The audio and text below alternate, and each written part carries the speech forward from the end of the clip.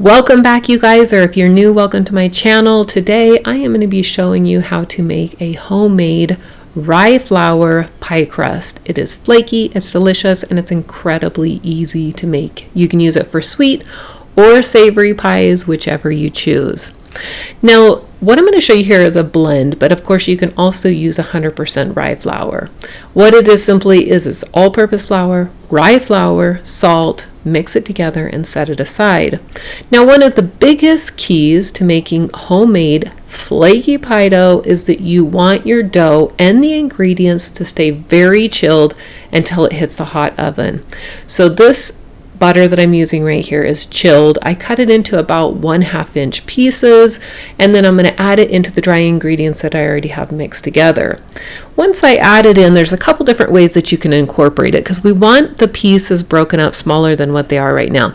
I use a pastry cutter or a pastry blender, as you can see right here.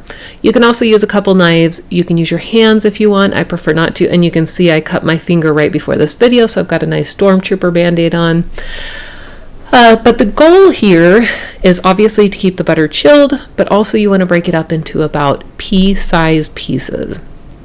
Now, once the butter is all broken up, and you can see this is what it looks like here, it's very close to being done. The next step in is that we're going to add ice water. You can add cold water, but I prefer ice water, not with the ice in it, of course. You strain out the ice. And again, this is going to keep our dough very, very cold and exactly the way that we want it. So add that ice water in. Sorry, that Band-Aid is so annoying to me right now. And then you're going to mix it with a fork at this point. We're just going to mix it until most of the flour is hydrated. Once the flour is hydrated, I like to turn it out onto my surface and knead it just a couple times. I know if you're looking at this, you're probably thinking that looks really dry, and it does right now. But once you knead it just a couple times, and again, the goal is to keep this dough chilled, so we want to minimize our handling, so I only knead it just a few times. This is a pie dough recipe that makes two different pie doughs. It could be a top and a bottom, or just two.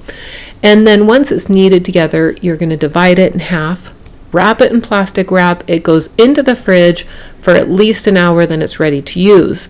Now, it will also hold in the fridge for up to 5 days.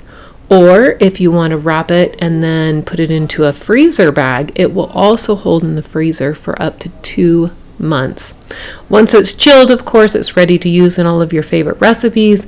I show you here how to use it with a blueberry galette, but of course you can use it any way that you want. Now, I know that you're going to love this pie crust. I know that you're going to be so happy with the results. So of course, I would love to hear your comments, and as always, don't forget to subscribe.